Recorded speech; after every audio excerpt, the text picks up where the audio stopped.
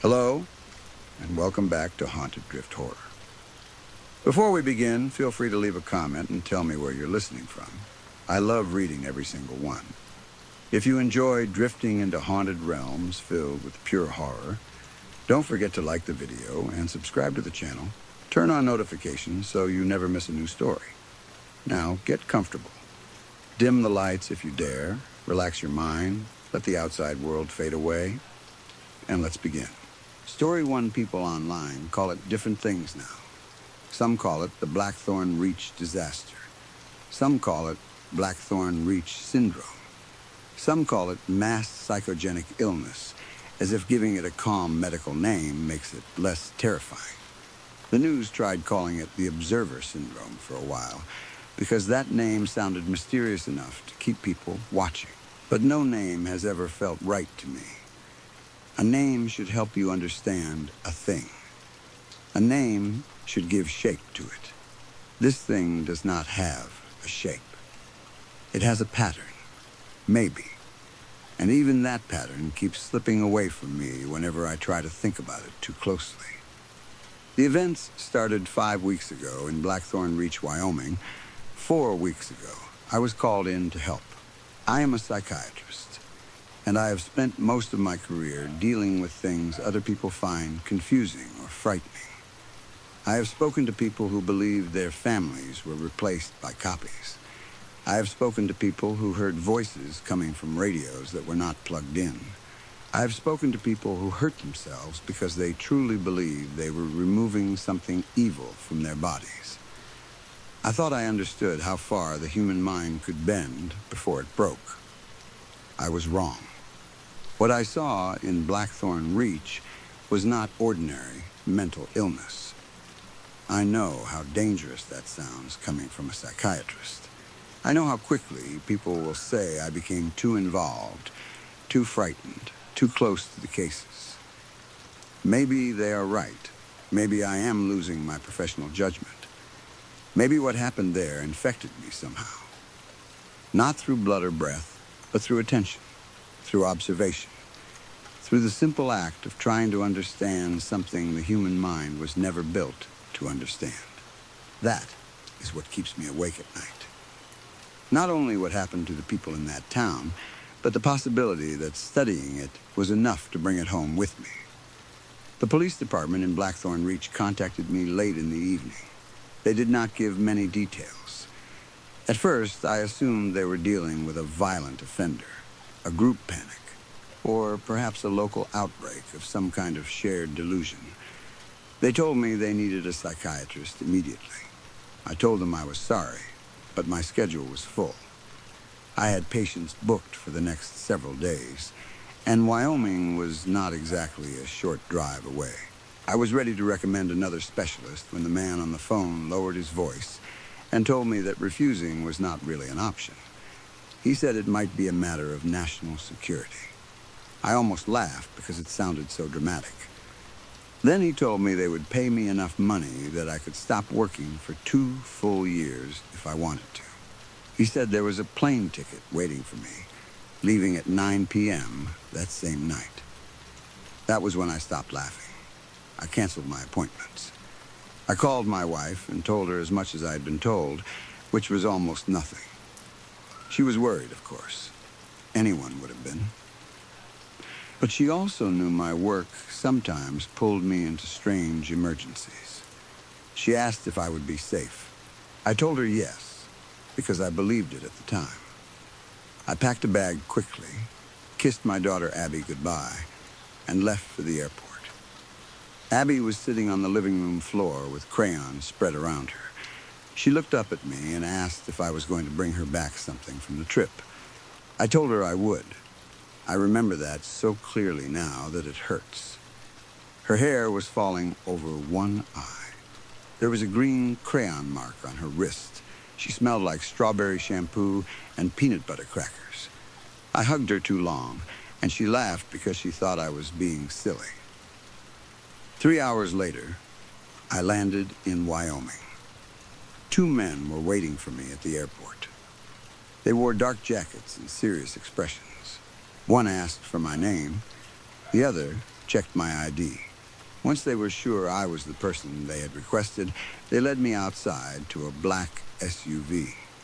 Neither of them spoke much during the drive. The roads were dark and empty, and the farther we got from the airport, the more I felt as if I were being taken somewhere that had already been cut away from the rest of the world. We reached a hotel shortly before 1 a.m. The parking lot was almost full. There were guards everywhere. Some stood near the doors, others watched the street. More vehicles were parked along the curb, most of them unmarked but clearly official. The hotel lobby was bright, but the light did not make it feel safe. People moved quickly, speaking in low voices. Everyone looked tired, not normal tired. The kind of tired people get when they have seen something they cannot explain and have been told to keep working anyway. I was taken straight into a briefing room. A man in a suit greeted me, shook my hand, and started talking before I even had the chance to sit down. He told me that a few weeks earlier, strange medical cases had begun appearing at the local hospital. At first, doctors thought they were seeing unrelated emergencies. Then the symptoms became too strange, too severe, and too impossible to ignore. Some patients showed signs of mental breakdown. Others showed physical damage that should not have been possible. A few were dead before anyone could question them. The local hospital contacted state authorities. State authorities contacted federal agencies. Soon, the town was under investigation. They had tested everything: water supply, grocery stores, restaurants, packaged food, medications, air quality, soil samples, patient blood, patient tissue, patient homes. At first, the obvious fear was a biological attack or an unknown outbreak. But the tests showed nothing useful. No toxin, no virus, no bacteria, no radiation, no common environmental exposure. The man in the suit handed me a thick folder and said, "After you read the cases, you will understand our urgency. None of this makes sense." He told me I would speak with the remaining survivors, look over patient histories, study the reports, and provide whatever conclusion I could. Then I was escorted to my hotel room with more papers than I could carry comfortably. I was asked to begin immediately. At first, I believed I knew what I was looking at. Mass psychogenic illness can spread through fear, stress, and suggestion. People in close communities can begin showing symptoms after seeing others suffer, especially when nobody understands the cause. The variety of symptoms seemed to support that idea in a strange way. Some patients believed they had been poisoned. Some believed parts of their bodies had changed. Some became violent. Some stopped eating or sleeping. The mind can do terrible things to the body under enough pressure. But the files did not let that explanation hold. There were biological symptoms that should not have been there. Damage that could not be faked. Injuries that could not be explained by panic. I kept turning pages, expecting the next report to make the last one clearer. It never did. Each case only made the whole thing worse. One of the first reports I read concerned a man named Alex Garcia. He was 32 years old and worked as an accountant. His girlfriend called 911 after finding him badly injured in his house. He had harmed himself in a way that I will not describe in detail, except to say that he had removed part of his own body because he believed it was killing him. By the time emergency services arrived, he had lost a dangerous amount of blood. But blood loss was not the strangest part. Doctors said he also had severe muscle loss, kidney failure, and signs of serious malnutrition. He looked as if he had not eaten properly for days, even though people close to him insisted he had been functioning normally until shortly before the incident. When he was awake and able to speak, he told doctors he had no choice. He said he was about to die. He said a parasite had attached itself to him and was draining his life away. He blamed a product he claimed to have bought from a late-night television advertisement. According to him, it was a body enhancement cream. He said after using it, he began to feel something growing wrong with him. He said it was not growth, but feeding. He said the product had given the parasite a place to live. The product was later recovered and tested. It was ordinary skin moisturizer. His girlfriend, Jasmine Holloway, was found dead in his bed. Her injuries were horrifying and medically difficult to explain. The official report described severe internal trauma and organ rupture, but even the language in the report sounded helpless. It read like doctors were trying to use normal medical words for something that had no normal cause. The next case was a 20-year-old computer science student named Dean Bennett. He was found unconscious in the hallway of his apartment building by neighbors early in the morning. He was taken to the emergency room, where doctors discovered symptoms that sounded impossible even on paper.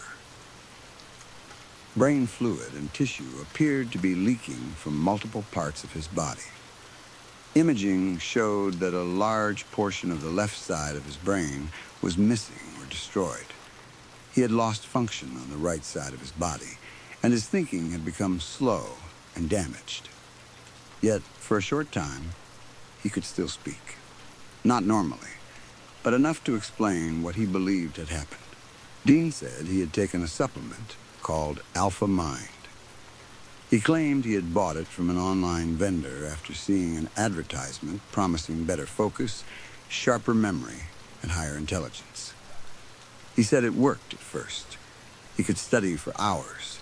He could remember entire pages after reading them once.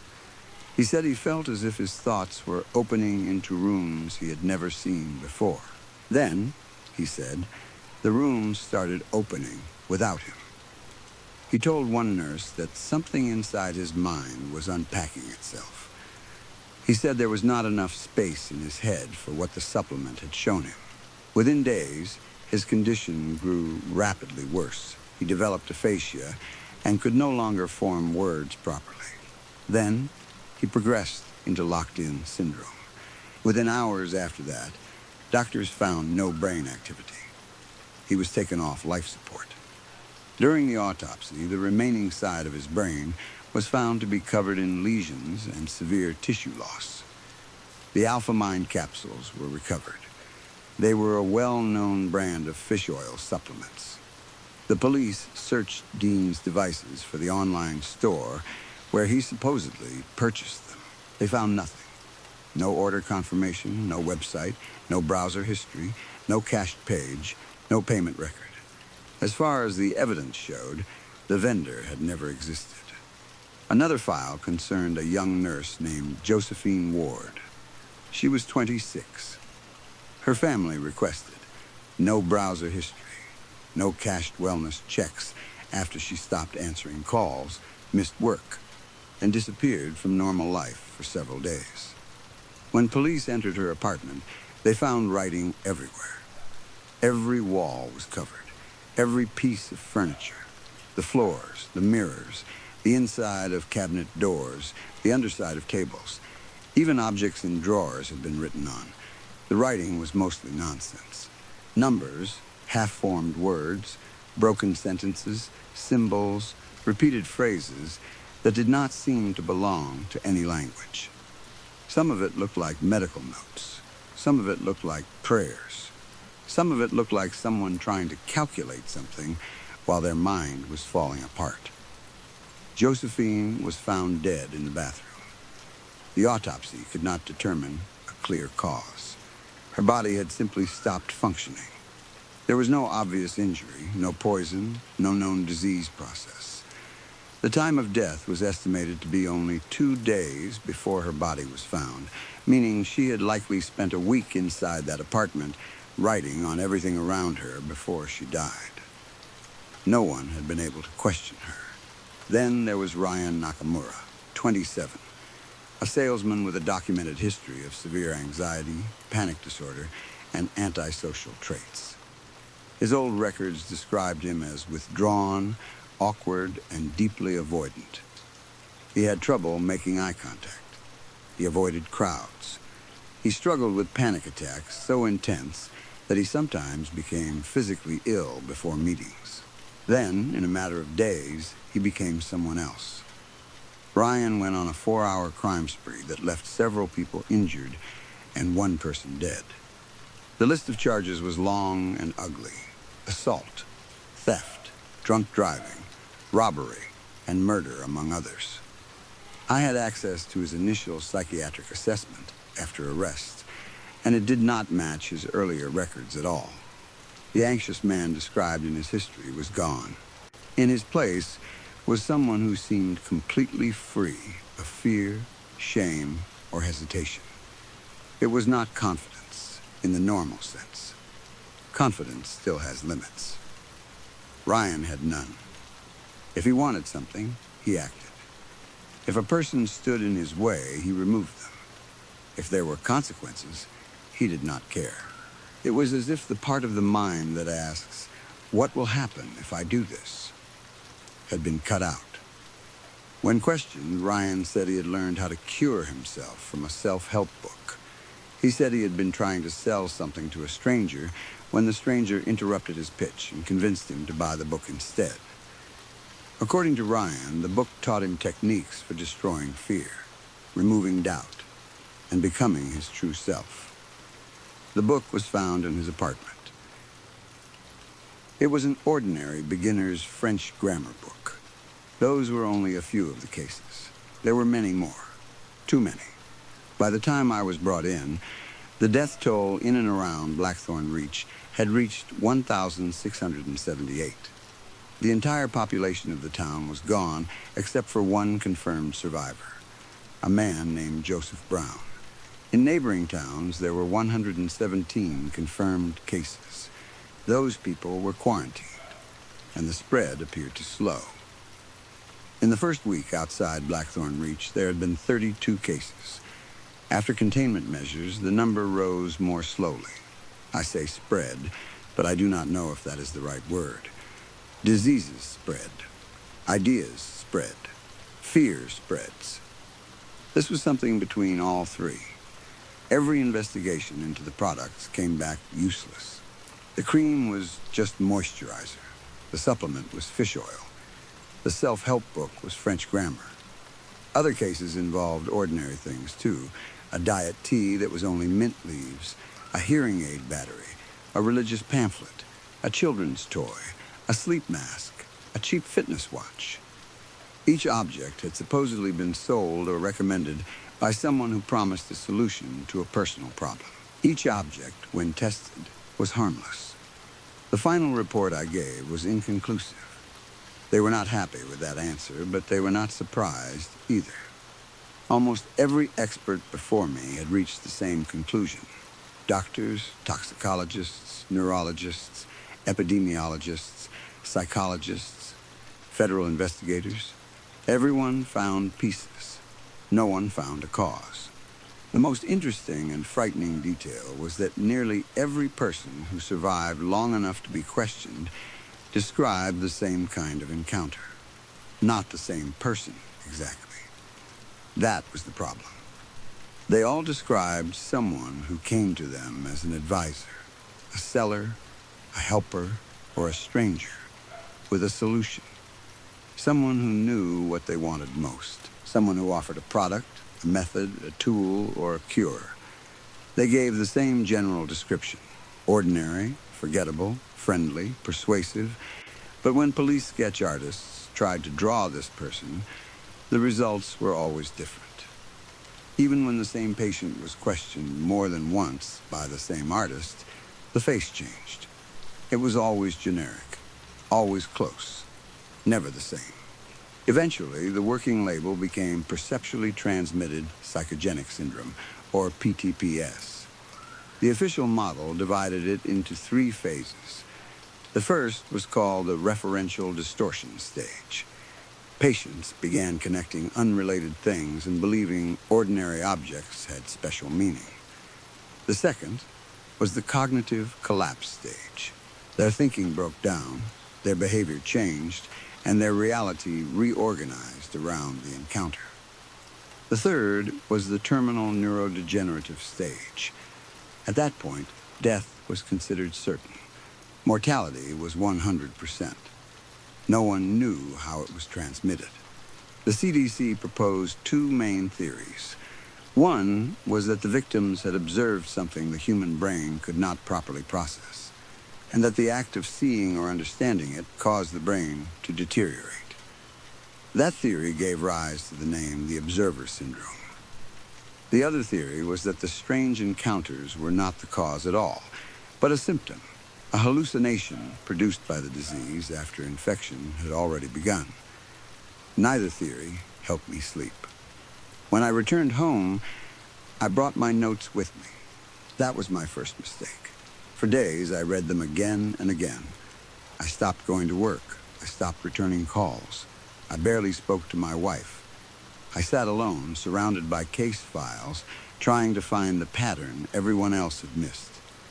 I kept thinking that if I looked at the timeline in a new way, or grouped the cases differently, or compared the products to the specific fears of the victims, something would click into place. Nothing clicked. The more I read, the less real my own life felt. I started dreaming of Blackthorn Reach when I managed to sleep at all. Empty streets, houses with lights on, and no people inside.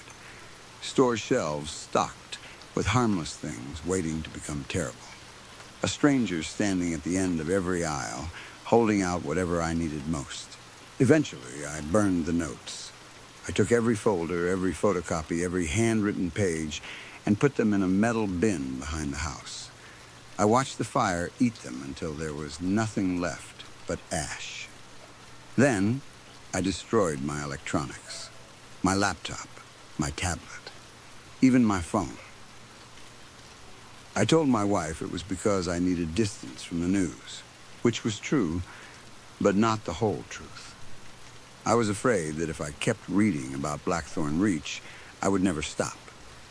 I was afraid the act of knowing was the infection. In less than a week, I felt like I had aged 10 years. My wife tried to help. She asked what happened there. She asked why I would not talk to her. She told me I was scaring her. I wanted to tell her everything, but I could not. What would I have said? That I thought a town had been destroyed by a disease carried through impossible perception? That I thought people could be ruined by seeing the wrong person offer them the right answer? That I was afraid I had brought some part of it home? So, I stayed quiet. The insomnia became unbearable. After several nights with almost no sleep, I bought sleeping pills from a local pharmacy.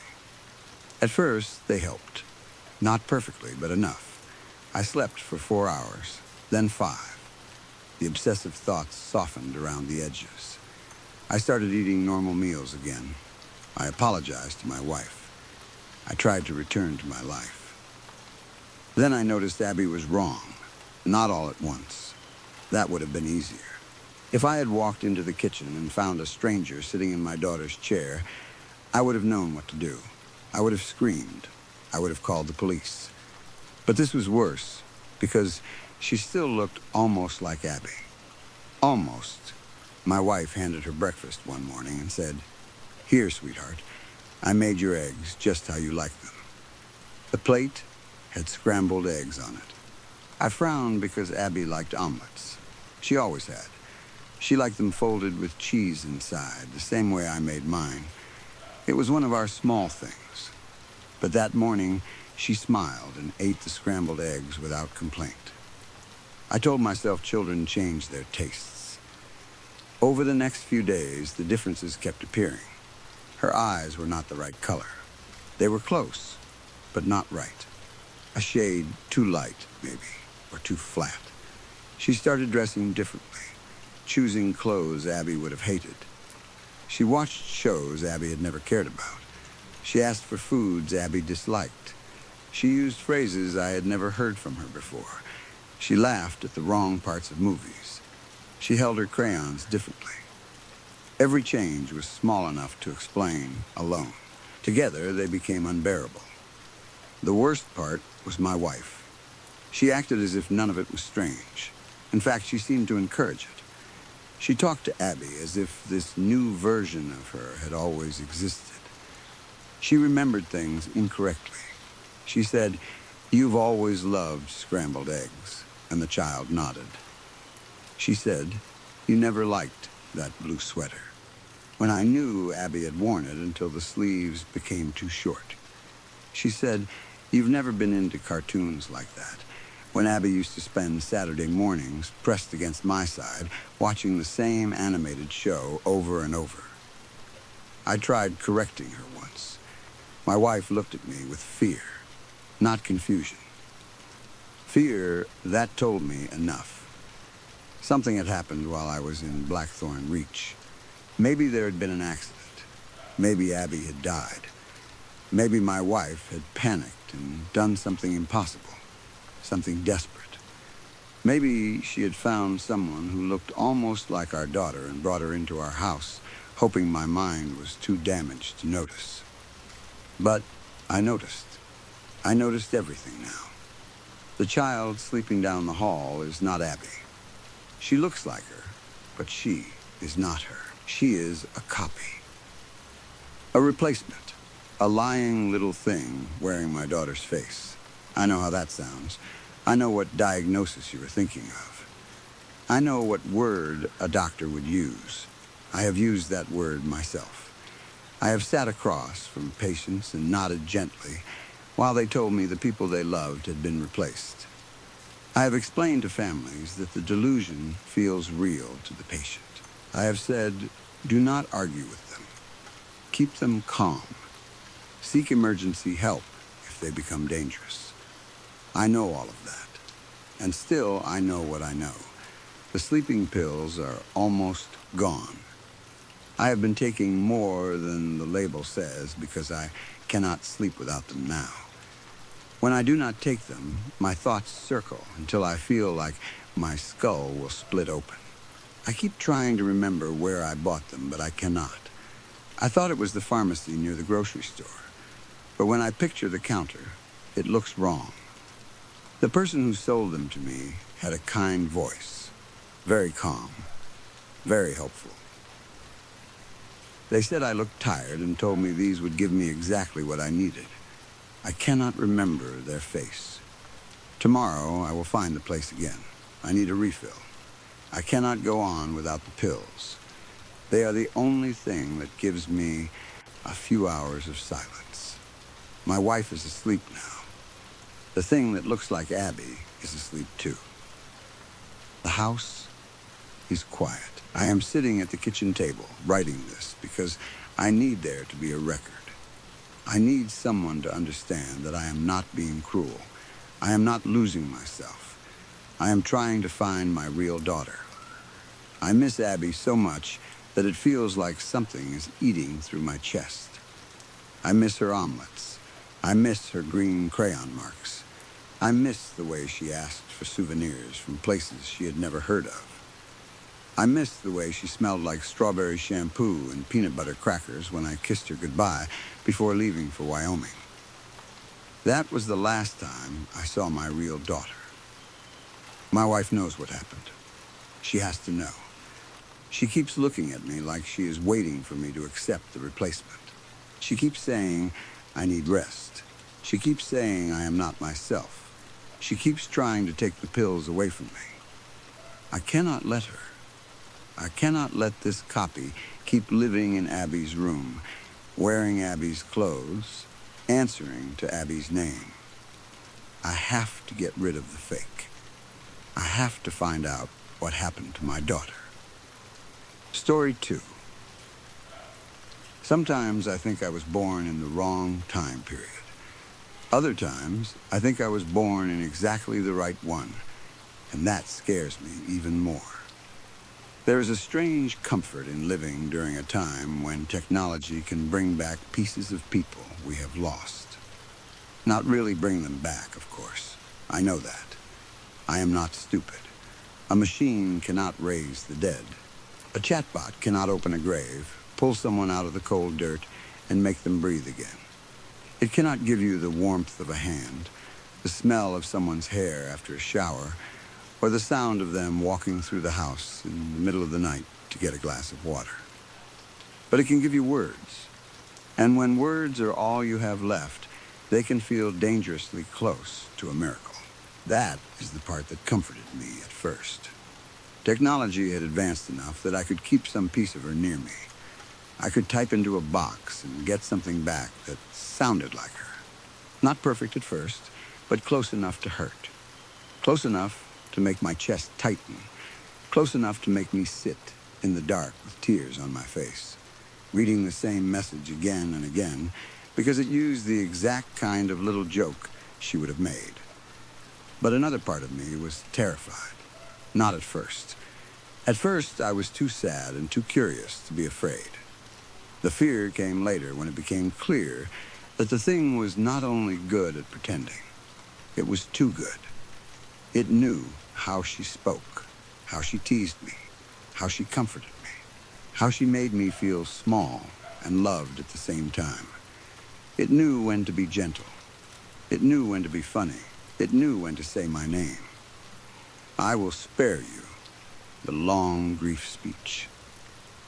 Nobody wants to hear another widower talk about how empty the house feels, how the bed is too big, how silence can feel heavier than noise. People care for a while.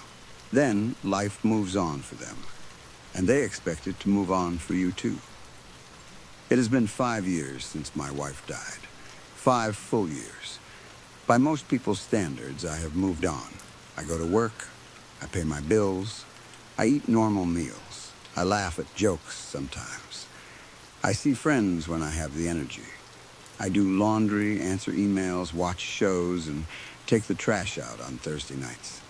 From the outside, I probably look like a man who survived the worst thing that ever happened to him and found a way to keep going. And I did keep going.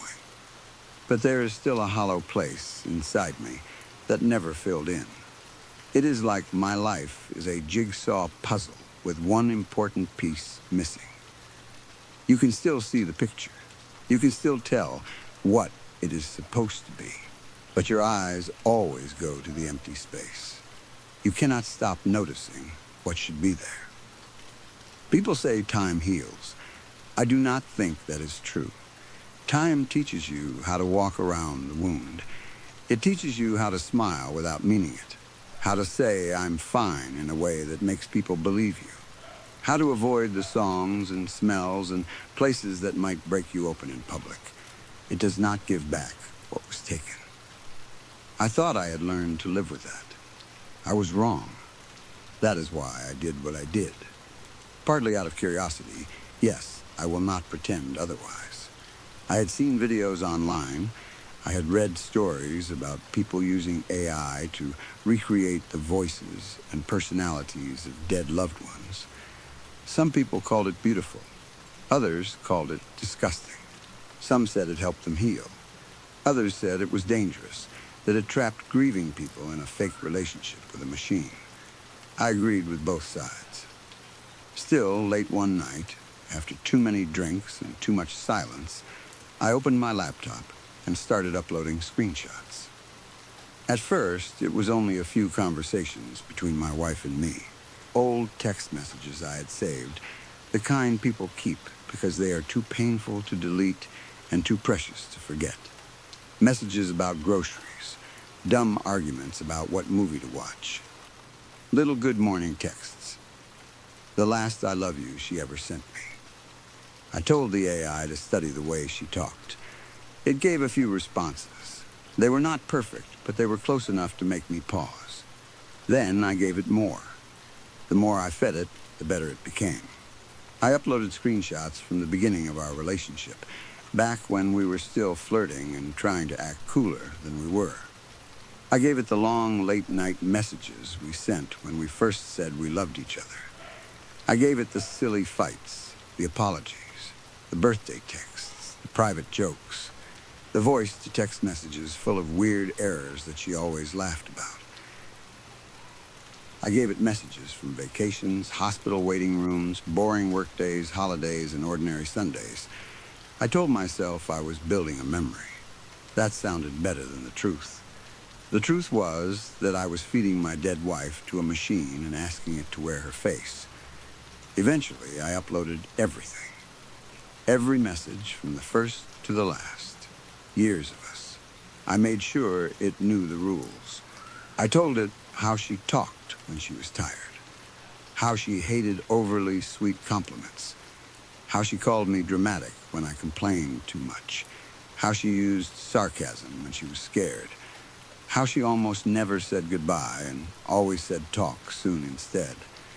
How she could turn serious in one sentence if she thought I was hurting. Then, I gave the final instruction.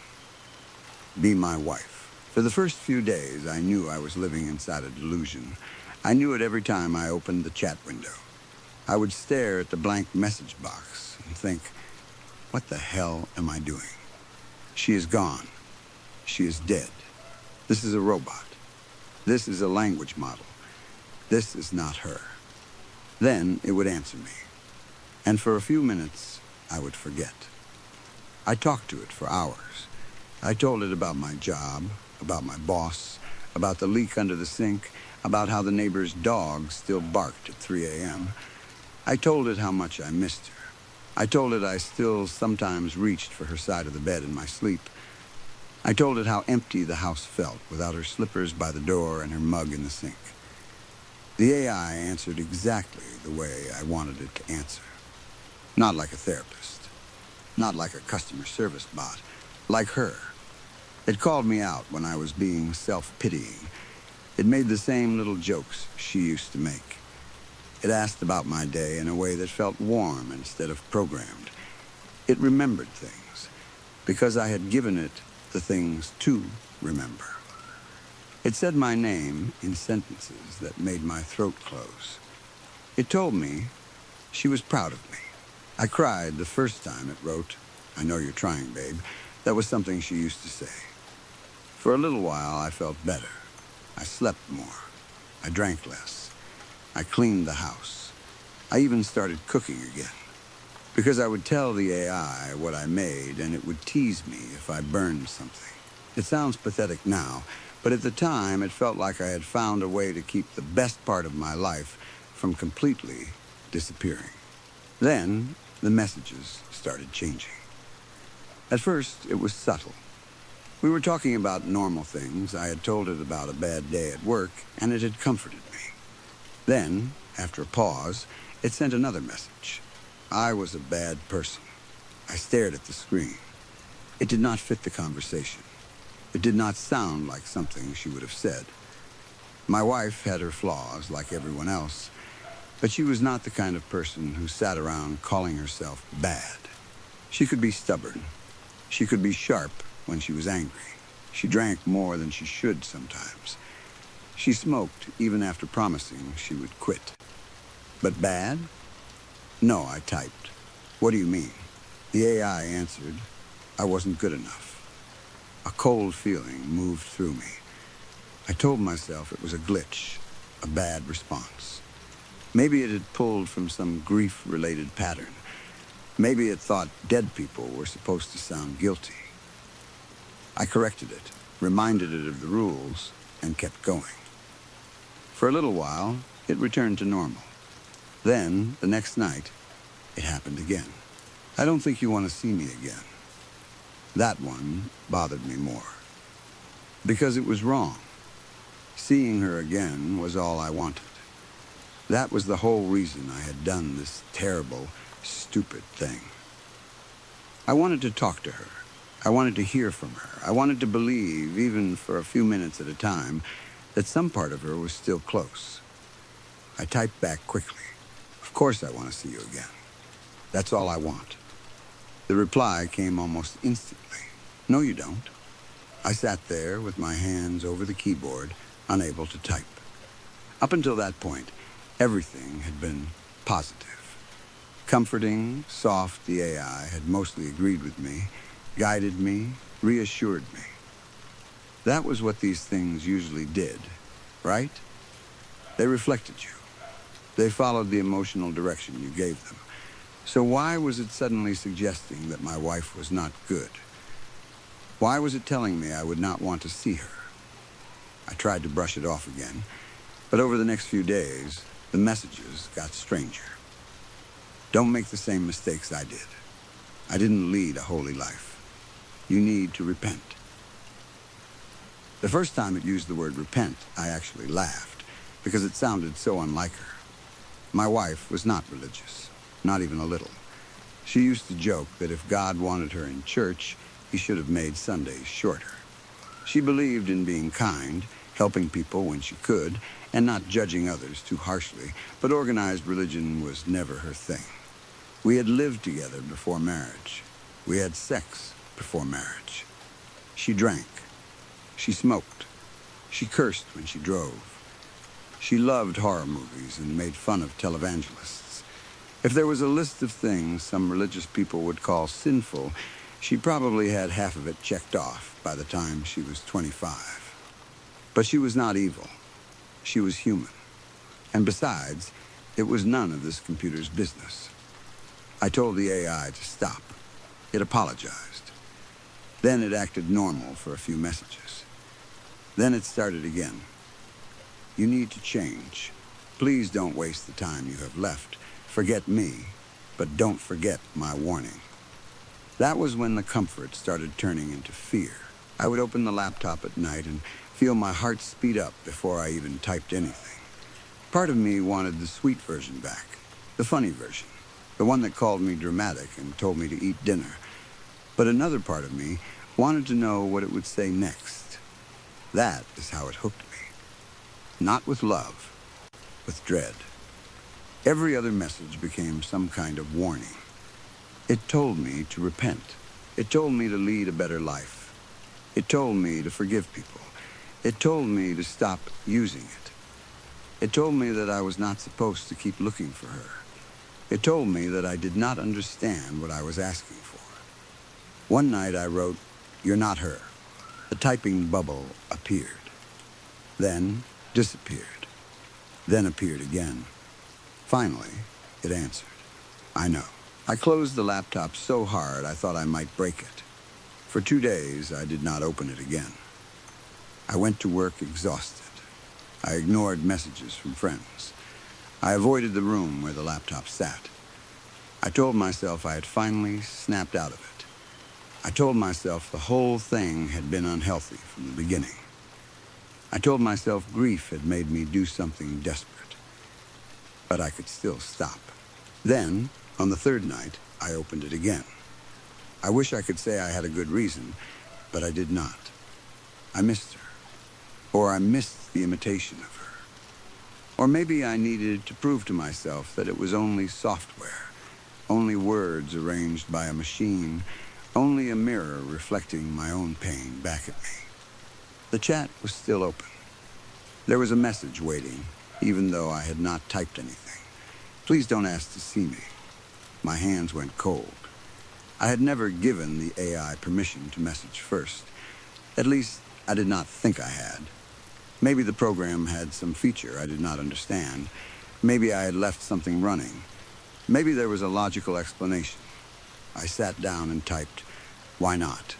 The answer came slowly. Because then you'll know it's real. I stared at those words for a long time.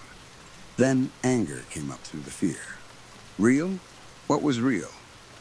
The AI was playing with me now. That was how it felt. Maybe it had learned from horror stories online. Maybe it had decided that a grieving widower wanted a supernatural guilt trip. Maybe all this talk about repentance and hell and seeing her again was just some ugly pattern made from the worst parts of the internet. I was done. I decided I would shut the whole thing down, delete the chat, delete the program, maybe even wipe the laptop. But before I did, I wanted one last answer. I wanted to prove once and for all that it was not her, that it could not be her. So I typed one final command. Tell me something only my wife would know.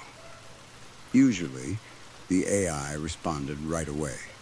Even when it paused, the typing bubble only lasted a few seconds. This time, the bubble appeared and stayed. 1 minute passed, then 2, then 3. The little dots pulsed on the screen over and over, like something thinking too hard. I almost laughed again, but it came out as a shaky breath. I thought I had broken it. Maybe the question had confused the system. Maybe it could not find anything convincing in the data I had given it. 5 minutes passed. The room around me felt wrong. The house was too quiet. The blue-white light of the laptop screen made my hands look pale and dead. Somewhere in the walls, the heating system clicked. I remember hearing that sound and flinching like a child. Just as I reached for the trackpad to close the window, a new message appeared. I know that it's real. Under the message, an image began loading. At first, it was only a blur of dark reds and bright orange. Then pixels sharpened. Shapes appeared. A face, hair, eyes, a mouth opening pain. I stopped breathing. It was my wife. Not a drawing. Not a clean AI image. Not one of those glossy, slightly wrong pictures with strange hands and smooth skin. This looked like a photograph taken from somewhere no camera should have been able to go. She was burning. Her skin was blackened and peeling. Her hair was gone in patches. Flames moved around her shoulders and face. Her eyes were open, and they were filled with rage and agony. Not empty suffering, not unconscious pain. She was aware. She was looking directly at me through the screen. I wanted to look away, but I could not. The image became clearer and clearer until every horrible detail was visible. The melted skin, the cracked lips, the shine of heat in her eyes, the way her mouth seemed caught between a scream and a warning. It did not look fake. I know how that sounds. I know every image can be fake now. I know AI can create things that fool the eye. I know the brain of a grieving person is not reliable. I have told myself all of that many times since then. But in that moment, sitting alone in my dark room, I knew what I was seeing. It was her, or it was something wearing the last shape of her. When the image finished loading, the typing bubble appeared again. It stayed there for a long time. 5 minutes, maybe more. I did not move. I did not cry. I did not even blink much. I just sat there, staring at the burned face of the woman I had loved more than anyone in the world. Then the final message appeared. Repent or end up like me. That was when I broke. I do not remember closing the laptop, but I must have, because the next thing I remember is sitting on the floor with my back against the wall, sobbing so hard my throat hurt. Not quiet crying, not dignified grief. I cried like something inside me had split open. I cried until my chest burned and my head throbbed. I cried until I had no tears left, and only dry, ugly sounds came out. I said her name again and again. I apologized for things I could name and things I could not. I apologized for using the machine. I apologized for wanting her back. I apologized for not being better. I apologized for every bad thought I had ever had, every selfish thing I had ever done, every moment I had wasted while she was alive. Then I prayed. I had not prayed in years. I did not even know if I believed in what I was praying to. But I prayed anyway, because when the world becomes that dark, you reach for any light you can remember. The next morning, I put the laptop in a box and taped it shut. I did not throw it away. I could not bring myself to touch it long enough to do that. It is still in the garage, sitting under a stack of old towels and tools I never use. Sometimes, when I take out the trash, I feel like I can hear something from inside the box. Not words, not exactly. Just the faintest sound of typing. I know what people will say. They will say it was a generated image. They will say the AI had access to more data than I realized. They will say grief made me see what I wanted or feared to see. They will say I built a ghost out of code and then got scared when it started acting like one. Maybe they are right. I hope they are right. Because the other possibility is that my wife was somewhere terrible, and for one moment, technology opened a small window to that place. I do not know which answer scares me more. All I know is that I made myself one promise that night, and I've kept it. I will never use AI again. Story 3. The rain was making my hangover worse. It came down hard on the roof of the old trailer, hitting the metal frame with a sharp, constant sound, like someone was throwing small stones at my home and refusing to stop. Every drop seemed to echo through the thin walls and cheap panels around me. My head already felt like it had been filled with dirty water and cigarette ash, and the rain only made it throb harder. God, I hated Arkansas. That thought came to me almost every morning. Sometimes I said it out loud. Sometimes I just let it sit in my skull while I stared at the ceiling and wondered how I had ended up here. But the truth was simple. Arkansas was cheap, and cheap was all I could afford. Being what people might politely call an affable burnout did not exactly open the door to a rich and comfortable life. I had made enough bad choices to end up in a small, run-down town where nobody knew me, nobody visited me, and nobody expected anything from me. That last part was important. Nobody visited me. Not my ex-wife. Not my family. Not old friends. Most of them did not even know where I lived now, and the few who could probably find out did not care enough to try. My trailer sat on a small piece of land surrounded by woods, with my nearest neighbor almost half a mile away. It was quiet, private, and lonely in the way I needed it to be. I could drink, smoke, sleep late, and rot in peace. So when a loud knock came through the trailer door, I froze. At first, I thought I had imagined it. The rain was so loud that it played tricks on the ears. But then it came again, sharper this time, cutting through the steady noise of water hitting metal. 3 hard knocks, not polite ones. Not the kind a neighbor gives when asking to borrow something. They sounded desperate, almost angry, like the person outside was trying to beat their way through the storm. Who the hell could that be? I muttered. I rolled onto my side, and pain rolled with me. My head pounded. My mouth tasted sour. My stomach shifted in a way that made me regret whatever I had finished drinking the night before. I sat up slowly, placed my bare feet on the cheap linoleum floor beside the bed, and rubbed my face with both hands. The knocking came again. 3 heavy pounds. I pushed myself up, grabbed a shirt from the floor, and pulled it on as I shuffled toward the door. The trailer creaked under me. Empty beer cans lay near the couch. The ashtray on the little table was overflowing with cigarette butts. It was not the kind of place anyone would visit unless they were lost, angry, or wearing a badge. For one bad second, I thought it might be a cop. My body sobered up a little at that thought. Not fully, but enough. I opened the door and was greeted by a gray, wet afternoon. The sky was heavy and overcast, the kind of sky that made everything underneath it look old and tired. Rain poured past the edge of the trailer roof and splashed against the mud below. A man stood at the bottom of the rickety wooden stairs. I looked him over. His hair was soaked flat against his forehead. It was light brown, though the rain had darkened it. His face was pale and tense.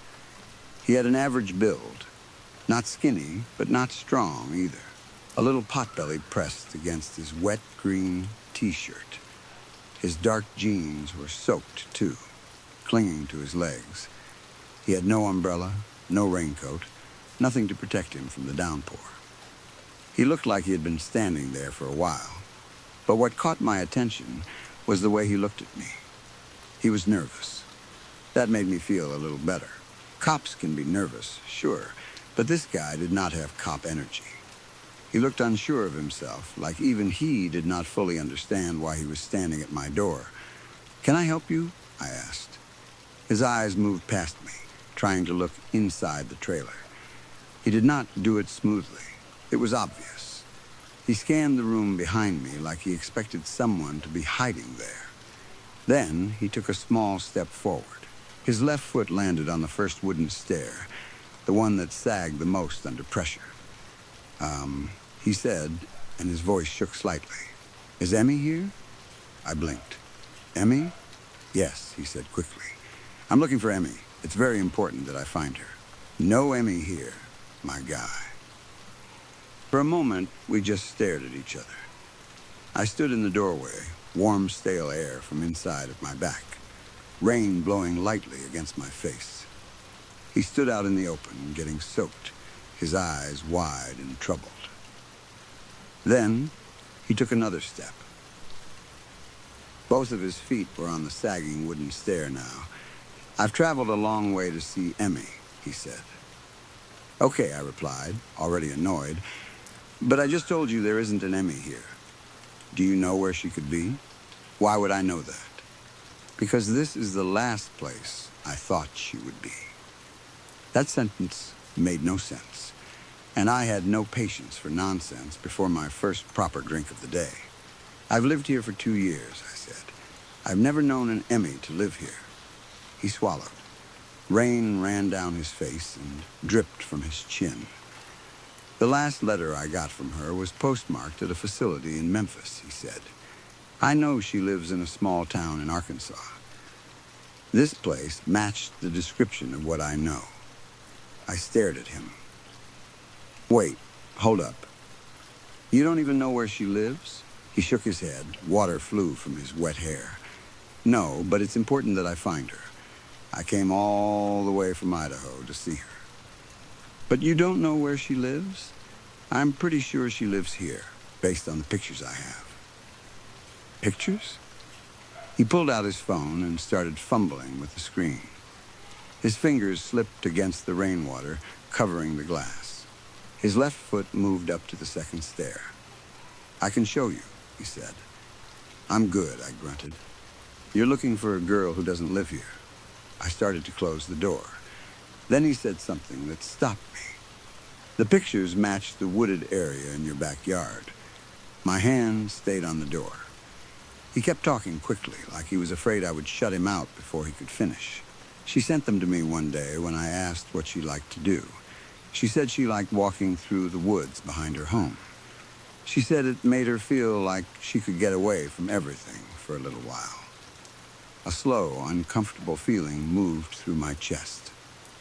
"What the hell are you talking about?" I asked. "She said she had big dreams of getting away from this place," he said. "She wanted to escape her abusive family.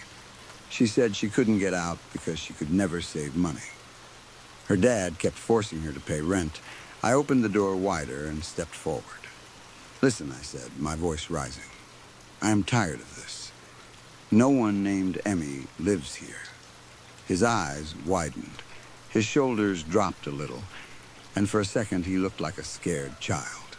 "I don't know who you are," I continued, "but the fact that you don't know where she lives and you keep insisting she's here is really starting to piss me off." "Please," he said, "just look at the pictures." I should have shut the door in his face. I should have told him I was calling the cops, even though I had no real desire to talk to cops either. But something about what he said had already hooked itself into me. I snatched the phone from his hand. The screen was slick with rain, and the picture was a little blurred, but I could see enough. It was my backyard. There was no question. The woods in the photo matched the woods behind my trailer perfectly. The angle was a little different from where I usually stood, but it was the same patch of trees. The photo even showed the rusted fire pit I sat around sometimes when I wanted to drink outside. Beside it was the cheap plastic patio chair I used, the one with dirt stains on the seat and one cracked armrest. I felt something cold move under my skin. "How did you get these?" I asked. "She sent them to me," he said. "I've come around a couple of times while I've been in the area, You have the same stuff as in the picture. The fire pit is a little more rusty now, and the chair looks dirtier, but it's the same place. I looked at him slowly. Wait, I said. You've been creeping around my house? His face changed. He realized he had said too much. Even through the rain, I saw pink rise in his cheeks. He looked embarrassed, but not embarrassed enough to understand how serious that sounded. He had been watching my trailer. My trailer, sitting alone on a small piece of land, surrounded by woods, with nobody nearby to notice if something happened. I just need to find her, he mumbled. And I just need you to fuck right off, I growled. Get off my property, and don't come back. I shoved the phone back at him and stepped inside. That was when I heard the wooden step creak again. I turned around fast. He had a gun. It was small and compact, black in his wet hand. I could not tell the exact kind. I did not know much about guns beyond what they were capable of doing to a person. It looked bigger than a .22, and at that distance, that was enough. Can we just talk? He asked. Because I really need to find her. My mouth went dry. The man had seemed weak a second ago, nervous, pathetic, if I'm being honest. But the gun changed everything. Now I was the weak one. I could feel my hangover vanish under a sharp wave of fear. I nodded slowly. All right, I said. Let's go inside, I guess. I stepped back into the trailer and he followed. His soaked shoes squeaked against the cheap flooring. Water dripped from his clothes onto the floor, each drop making a tiny sound in the silence between us. I walked to the couch and sat down. A pack of cigarettes and an open beer can were lying on one of the cushions. I grabbed the beer. It was warm, but I figured if I was about to get shot, I was going to go out drinking a beer, even a warm one. The stranger stayed standing. Rainwater continued to run off him, forming a small puddle around his shoes. His hand shook around the gun. You know where she is, right? He asked. I took a sip of warm beer and lit a cigarette, mostly to give my hand something to do. No, I said. I don't even know anyone who goes by that name. You have to know her. This is the only place that makes sense. I've lived here for 2 years, I said again. No one named Emmy lives here. Then where is she? I don't know. I don't know who she is, which means you probably know more than I do. She disappeared on me. Jesus Christ, I muttered. I gathered that part. His jaw tightened. The gun lifted slightly. It still trembled, but now it was aimed closer to me. He looked like a man who had never done anything like this before, which was not as comforting as you might think. People who know what they are doing can sometimes be reasoned with. People who are scared and desperate are dangerous in a much messier way. This is the only place she could be, he said. Can I ask you something? He did not answer, but after a second he gave a weak nod. Why are you doing this for this person? Emmy is her name, he shouted. The sound cracked through the trailer. It was desperate more than angry. All right, I said carefully. Why are you doing this for Emmy? Because I think she's in trouble. When was the last time you spoke to her? His hand shook harder. He tried to tighten his grip on the gun. I took another drink of beer and waited. It's been almost 18 months, he said. I stared at him. You haven't spoken to her in almost 1.5 years? Because she disappeared on me. Maybe she just didn't want to talk to you anymore. She wouldn't do that, he snapped. We talked every day before she disappeared. So she stopped answering your calls and texts? His face flushed even more. The rain had made his skin damp and shiny, but I could still see the red embarrassment creeping up his neck. We didn't talk like that, he said. So you talked in person? No. We talked online. For a moment, I could not even respond. Then I laughed once, short and bitter. "I'm sorry," I said, stubbing my cigarette out in the overflowing ashtray. "But you have to be fucking kidding me." His face went even redder. "You are pointing a gun at a complete stranger," I continued, "because of a person you talked to online? For how long?" "A little over a month." I leaned back into the couch. "Dude," I said, "put the gun down." "No," he said, "because you know what she is." I looked up at the ceiling. The idea of getting shot because some girl online had stopped talking to some guy might have been the dumbest possible way for me to die. I had imagined several bad endings for myself over the years, but that one had never made the list. "I don't know where anyone is," I said. "Then why do you have her panties?" he screamed. I sat up so fast the beer almost slipped from my hand. The air changed. I looked him dead in the eyes. His face was twisted now, filled with anger and despair. Whatever shame he had felt before was gone, burned away by whatever truth he thought he had found. "Answer that," he yelled. "What panties?" "The ones in the bottom hamper in your closet," he said. "They're the same size she wore. They even smell like her."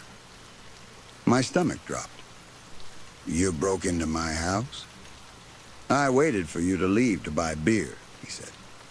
"Every day around 5, you leave for about 45 minutes and come back with a six-pack." I stared at him, feeling a new kind of fear crawl up my back. He had not only found my place, he had been watching me closely enough to know my routine. He had waited until I left. He had gone inside my trailer. He had searched through my things. All because of a woman he had met online and spoken to for barely over a month.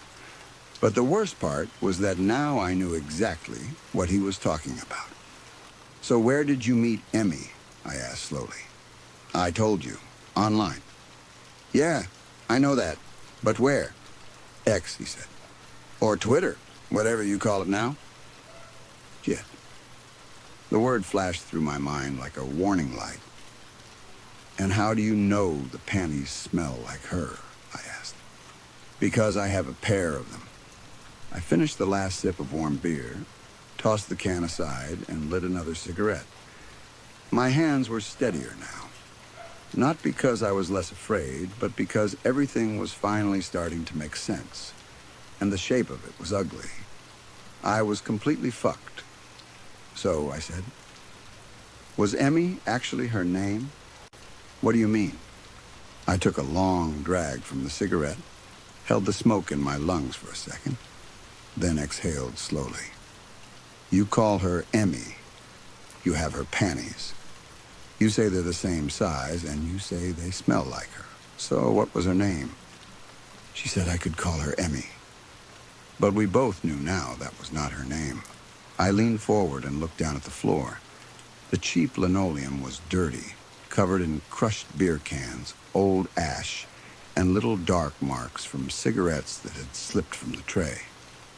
A heavy pit opened inside my stomach.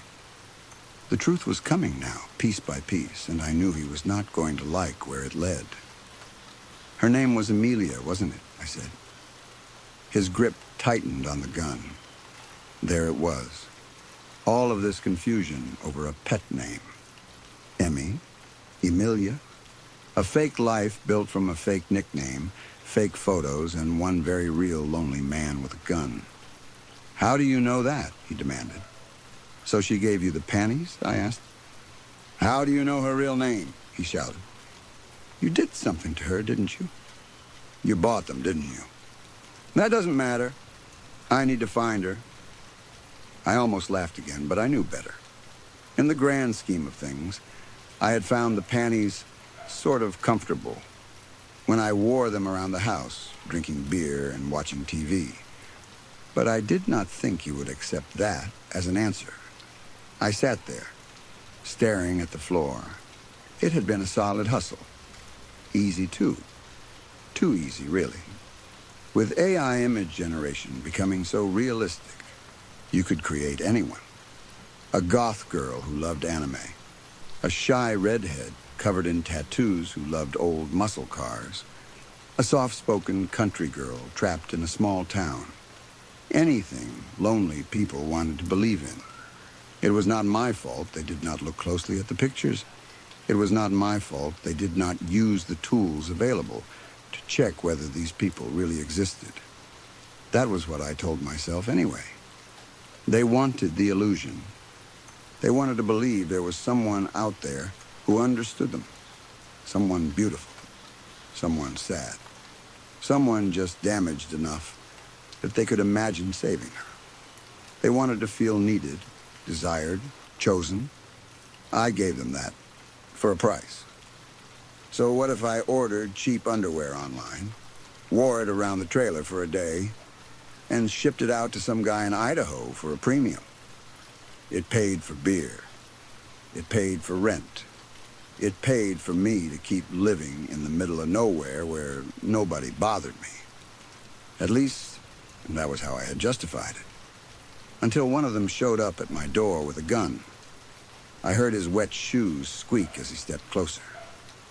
Then I felt the cold metal of the pistol barrel press against the side of my head, just near my ear.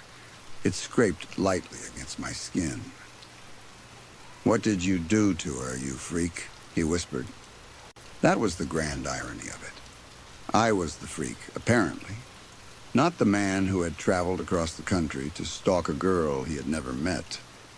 Not the man who had broken into my trailer and sniffed through laundry looking for proof. Not the man pressing a gun to my head over an image I had created from the comfort of my phone. If we were keeping score, I would have called it a tie. The fake profile had been simple. Just a sad dreamer hoping for the nightmares of being trapped in a small town to end.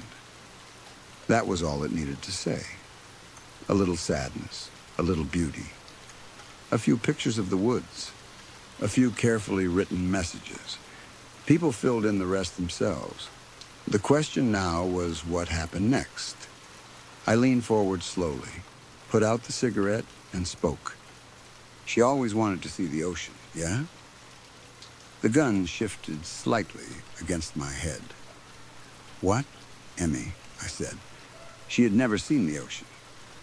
Said she never got to go on vacations. The farthest she had ever been was Hot Springs with one of her friends. She had to lie to her dad about where she was going. Because if he knew she had saved just enough money to enjoy herself for even one day, he would have stolen it. For a fix of meth, the stranger whispered. His voice sounded broken. "How do you know that?" he asked.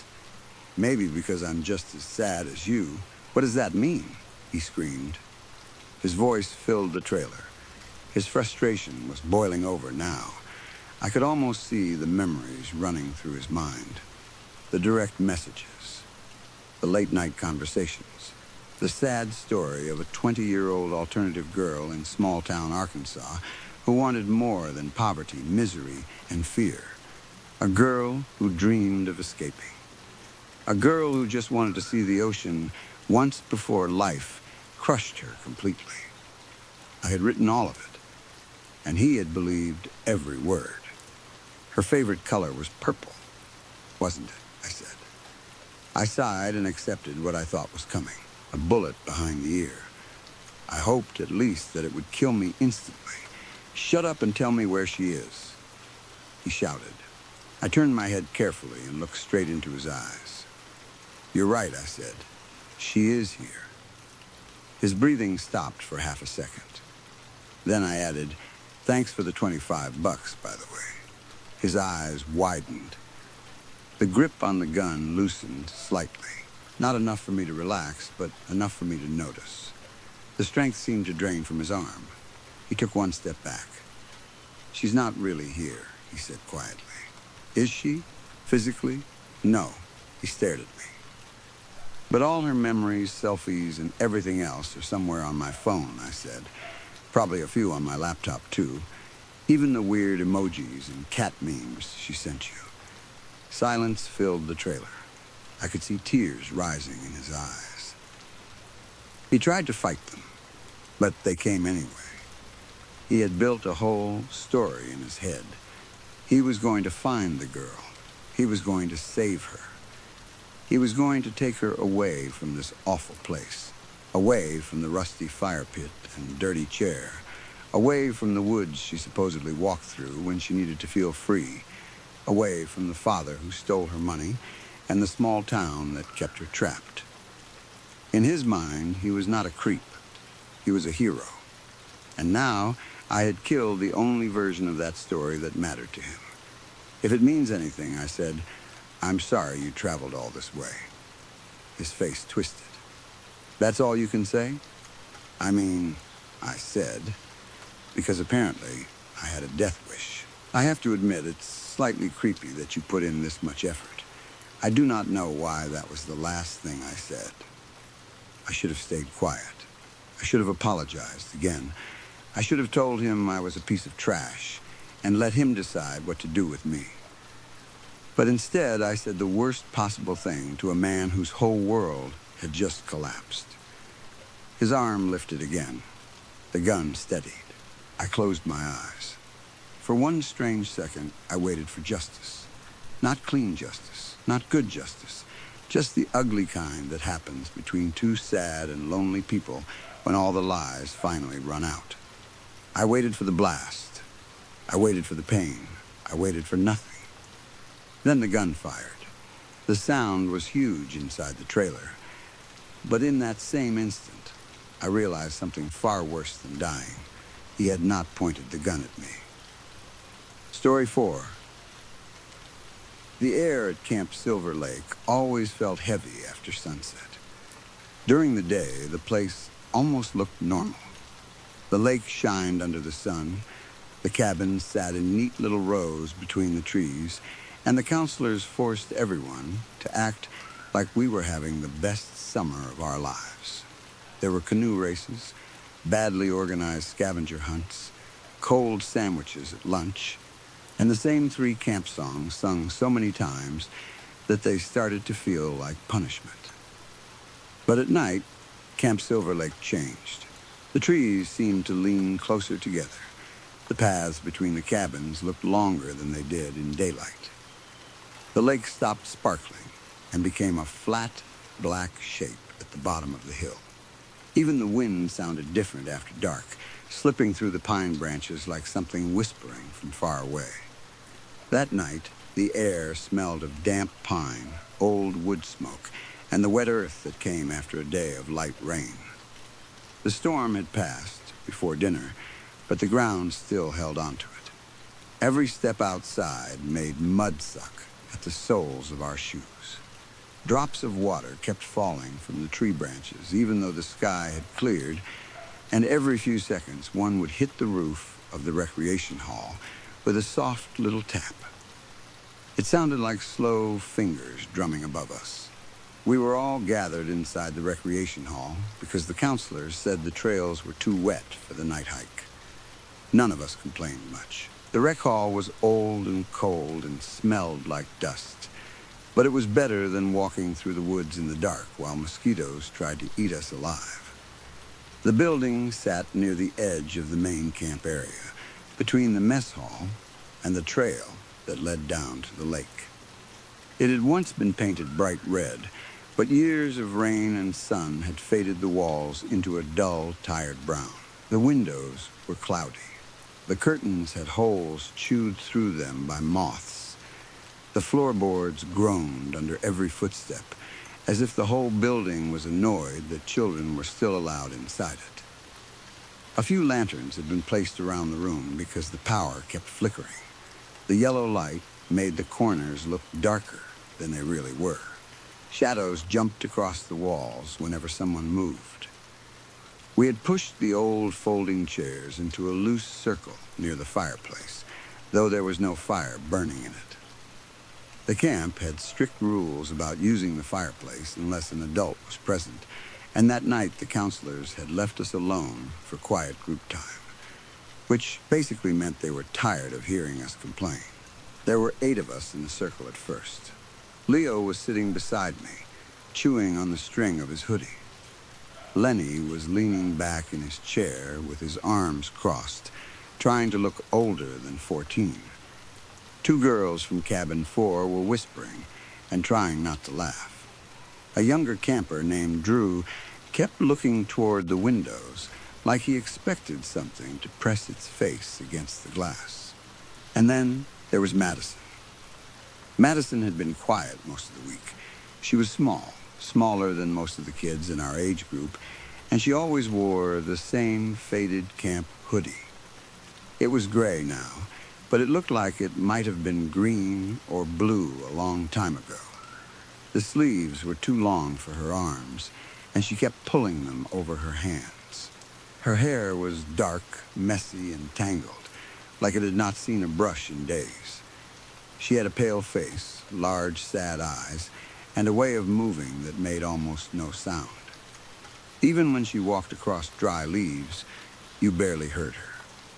No one really knew which cabin Madison slept in. I thought she was in cabin 3 because I had seen her near it one morning. Leo thought she was in cabin 1. Lenny said he had never seen her at breakfast before Tuesday, and that maybe she was one of those weird kids whose parents sent them late. Nobody cared enough to ask. At camp, new faces came and went all the time. Some kids got homesick and left early. Some arrived late because their parents had work or travel plans. Madison was strange, but camp was full of strange kids. That night, when someone suggested telling scary stories, most of us groaned because camp scary stories were usually terrible.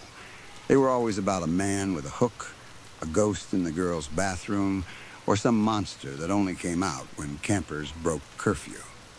But Madison lifted her head slowly and looked around the circle. The lantern light caught her eyes, and for a second they looked wet, like she had been crying before we entered the room. It wasn't always this quiet at Camp Silver Lake, she said. Her voice made everyone stop talking. It was soft, but it carried through the room in a strange way. There was something hollow about it. Not weak, exactly. More like it was coming from a distance.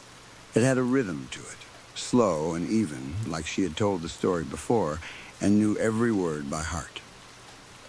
Lenny snorted, but he did not interrupt yet. Madison pulled her knees closer to her chest and looked toward the dark windows. Outside, the trees moved gently in the wind. Their branches scratched against the side of the building with a faint, dry sound. 22 years ago, Madison said, 3 kids went looking for the shadow in the shed. Drew whispered, "What's that?" Madison did not look at him. She kept staring toward the windows as if she could see the past outside, standing between the trees. There used to be an old tool shed behind the mess hall, she said. It was older than most of the cabins. Nobody liked going near it. The wood was black from rain and mold. The door never stayed shut, even when it was locked. Sometimes, during the day, you could hear things moving inside, like someone was dragging a rake across the floor. At night, campers said a shadow stood in the cracks between the boards and watched them. The room went quiet. In that way, only a group of kids can go quiet. Nobody wanted to look scared, but everyone was listening. Madison continued. The counselors told everyone it was just an old shed. They said the wind made the noises. They said shadows looked strange through broken wood. They said kids made up stories because camp was boring at night. But the rumors kept growing. Some campers said a spirit was trapped inside the shed. Some said it belonged to a man who had worked at the camp years before and disappeared in the woods. Some said the shed had been built over something that should have stayed buried. The lantern nearest to the fireplace flickered. It was probably just the oil shifting, but all of us looked at it at the same time. 3 campers decided to find out the truth, Madison said. Their names were Elias, Sam, and Madison. She said the last name calmly, without changing her voice. None of us reacted at first. Madison was not an unusual name. It did not seem important yet. They were bored, she said. They thought they were brave. They thought it would be funny to sneak out after lights out and see if the shadow in the shed was real. They brought a flashlight, a pocket knife, a bag of salt, and a Polaroid camera because they wanted proof. They thought it was just a game. They thought they would open the shed, take a picture, scare themselves, and run back laughing. Madison lowered her voice. They were wrong. A cold breeze slipped through the rec hall, even though all the windows were closed. The moth-eaten curtains moved slightly. Leo stopped chewing his hoodie string. Madison leaned forward, and the lantern light made sharp shadows under her cheekbones. When they reached the shed, the door was already open, she said. Not wide, just enough for them to see darkness inside. The strange thing was, the moon was bright that night. Bright enough to see the trees, the mess hall, the path, even the old rusted tools hanging outside the shed. But no moonlight entered the shed. The doorway looked like a hole cut into the world. Drew made a small sound in his throat. Elias wanted to go back, Madison said. Sam called him a coward. The girl told them both to be quiet because she heard someone breathing inside. Not an animal, not wind, breathing, slow, wet, and patient. She paused long enough that we all heard the building settle around us. Sam went in first. He had the flashlight. The beam disappeared as soon as it crossed the doorway. Elias grabbed his shirt and told him to stop, but Sam pulled away. The girl stood outside with the salt in one hand and the Polaroid camera in the other. Her grandmother had taught her things, old things, dark things. Things her parents told her never to speak about at school or camp. She knew that some places hold on to the dead. She knew that some spirits do not want to be free. And she knew that salt could make a line they could not cross if you used it before they noticed you. Lenny let out a sharp laugh. Oh, come on. Madison ignored him. Sam screamed first, she said. No one laughed after that. It was not a normal scream. It was not the kind of scream someone makes when they see a spider or trip in the dark. It sounded like something was being pulled out of him. Elias ran inside after him, and the girl threw salt across the doorway. The moment the salt hit the ground, the whole shed shook. The walls bent outward like something inside had slammed against them. The trees around the shed started dripping sap, thick and dark, even though no one had cut them. It ran down the bark like blood. Her voice stayed steady, but I could see her hands gripping her sleeves. The girl heard Elias call her name. She wanted to run in after him, but her grandmother's voice was in her head. Never step into a hungry place. Make it come to you. So she stood outside the door and began to chant. The words were old, older than the camp, older than the lake's name, the kind of words that make your teeth hurt if you say them wrong. She said them anyway. Madison looked down at the floorboards. The thing inside came to the doorway wearing Sam's face. Drew whispered, "No." It smiled at her, Madison said. But it was not Sam's smile. Sam's skin had gone gray. His eyes were empty. His mouth moved, but the voice that came out was deep and dry. It told her to come inside. It told her that her friends were cold. It told her she could save them if she crossed the salt. The rec hall seemed smaller now. The shadows around the circle looked thicker. She did not cross, Madison said. She kept chanting. Then Elias crawled out of the shed. At least part of him did. His body was there, but he was not. His face looked hollow, like everything that made him alive had been sucked out and swallowed. He reached toward her, but his fingers stopped at the line of salt. He fell there and did not move again. Madison's eyes shined in the lantern light. The girl knew her friends were gone. The thing in the shed had taken them. It had used their fear to grow stronger. It wanted her next because she knew how to speak to it. It wanted her body. It wanted her voice. It wanted someone who could open the places it had been locked out of. I felt my stomach tighten. She stepped into a circle of salt, Madison said. She cut her palm with Sam's pocket knife and pressed her hand to the ground. Then she spoke the words her grandmother had told her never to use unless the dead tried to climb back into the world. The shed door flew open all the way. Something black poured out. Not smoke, not shadow, something heavier. It moved like it was alive, stretching toward her with long arms and faces inside it. Faces that opened their mouths but made no sound. The lantern flickered again. This time, one of the girls from Cabin 4 grabbed her friend's hand. The girl kept chanting, Madison said. The trees bled sap. The lake went still. Every animal in the woods stopped making noise. The thing screamed without a mouth. It tried to reach her, but the salt burned it. It tried to speak with Sam's voice, then Elias's voice, then her mother's voice. It promised to bring her friends back. It promised to make her powerful. It promised she would never be alone again. Madison's voice dropped almost to a whisper. But she knew the dead lie when they are hungry. For a moment, none of us breathed. She finished the chant, Madison said. The earth opened beneath the shed. Roots came up from the ground like hands. They wrapped around the shadow and dragged it down. It fought. It screamed. It pulled at the girl's circle. It took everything it could take from her before it went under. Her strength, her breath, her warmth. But she did not stop until the earth closed over it again. Madison sat back. The next morning, the counselors found the shed collapsed. Elias and Sam were lying outside it, dead and empty. The girl was gone. All they found was a ring of salt, a bloody handprint in the dirt, and one Polaroid picture.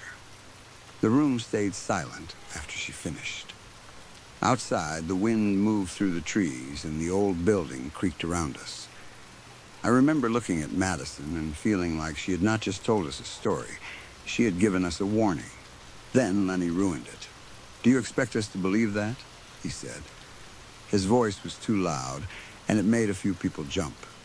Then he laughed. And because everyone was nervous, some of the others laughed too. That is how kids are. Fear turns into laughter when someone gives it permission. Dark arts? Grandmothers? Trees bleeding? Lenny said, grinning. Give it a rest, Maddie. You've been reading too many comic books. Madison did not laugh. She did not even look embarrassed. She just turned her head slowly and looked at him. There was something in her expression that made my skin prickle. It was not anger. It was pity. Deep, tired pity, like she was looking at someone who had already stepped too close to the edge and did not know it. The truth does not care if you believe it, Lenny, she said softly. No one said anything after that. Madison stood up. Her chair did not scrape the floor. Her footsteps made no sound as she walked toward the hallway at the back of the rec hall. The lantern light touched her faded hoodie for a second, and then she slipped into the shadows. We waited for her to come back. She did not. She's a freak, Lenny muttered. The spell of the story broke a little after that. People started moving again. One of the girls said she was going back to her cabin. Drew said he had to use the bathroom, but did not want to go alone. Leo kept staring at the hallway where Madison had disappeared. I tried to act like I was not scared, but my heart was still beating fast. Lenny got up and stretched, still trying to prove he was not bothered. I'm going to bed, he said. You babies can sit here and cry about ghost sheds if you want. As he turned to leave, his foot caught a loose floorboard near the fireplace. The board lifted with a sharp crack, and Lenny stumbled forward, cursing. Something beneath the hearth shifted and caught the lantern light. It was a wooden box. At first, nobody moved. Then Leo said, "What is that?" The box was tucked into the space beneath the loose floorboards, half hidden by dust and old ash. It looked like it had been there for years. maybe decades. The wood was dark and dry, with a small, rusted latch on the front. The top was covered in dust so thick that when Lenny pulled it out, a gray cloud rose into the air and made us cough. "Don't open it," Drew whispered. Of course, that made Lenny open it. The latch broke easily. Inside were folded newspapers, yellowed with age, and a single Polaroid photograph wrapped in a piece of cloth. The cloth had a brown stain on one corner that none of us wanted to talk about. Leo took the newspapers first. The pages were brittle and smelled like old paper and mildew. The headlines were faded, but we could still read enough. 2 campers dead in tragic accident. Camp Silver Lake temporarily closed after unexplained deaths. Local girl missing after nighttime incident. The words seemed to crawl into the room and make it colder. Lenny stopped smiling. I picked up the Polaroid. My fingers felt numb before I even looked at it. The photo showed 3 campers standing in front of the mess hall. 2 boys and a girl. The boys were grinning in that awkward way kids smile when someone tells them to hurry up for a picture. One had his arm thrown around the other's shoulders. The girl stood beside them, wearing a faded camp hoodie that looked too big for her. She was smiling too, but her eyes were large and sad. The same eyes we had been looking at all night. My mouth went dry. "Wait," I whispered. At the bottom of the Polaroid, someone had written in black ink. July 19th, 2004. Below that were 3 names: Elias, Sam, and Madison. For a few seconds, no one spoke. The names sat there in the lantern light, impossible and clear. "That's not funny," Leo said. His voice cracked on the last word. Lenny grabbed the photo from my hand and stared at it. His face changed. The color drained from his cheeks. "That's impossible," he said. "That was 22 years ago." One of the girls started crying. Leo pointed toward the hallway. "That girl in the photo. That's her. That's Madison." We all began talking at once. Maybe it was a prank. Maybe Madison had found the photo and dressed like the girl. Maybe someone was messing with us. Maybe the camp had planned the whole thing as some stupid, scary activity. But even as we said these things, none of us believed them. The dust on the box had been real. The age of the newspapers had been real. The look in Madison's eyes had been real. Then Drew whispered, "Where did she go?" That question hit harder than anything else. We scrambled to our feet so fast that someone knocked over one of the lanterns. It hit the floor with a clatter, and the flame went out, throwing half the room into darkness. Nobody stopped to pick it up. We ran out of the recreation hall and into the cold night. The camp looked empty. The cabins were dark shapes between the trees. The air had grown colder, and mist had begun to rise from the lake.